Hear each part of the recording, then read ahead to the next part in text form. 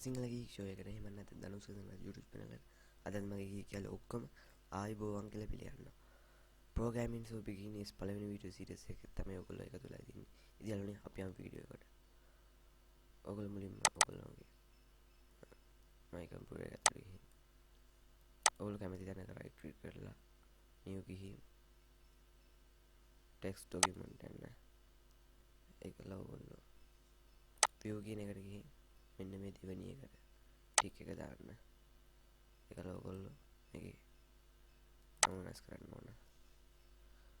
මෙතන කරන ධනුෂ් කියලා.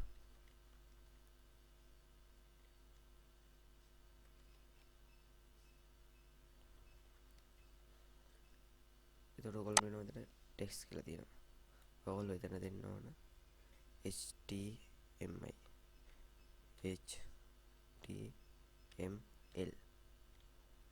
ඒකලා ඔයගොල්ලෝ එන්න දෙන්න. ඒතකොට ඔයගොල්ලෝ මෙන්න ඉන්ටර්නෙට් වෙබ් බ්‍රවුසර් එකකින් ඕපන් වෙන්නේ. ඒකලා ඔයගොල්ලෝ මේක ඕපන් කරගන්න. මෙන්න මේ වගේ.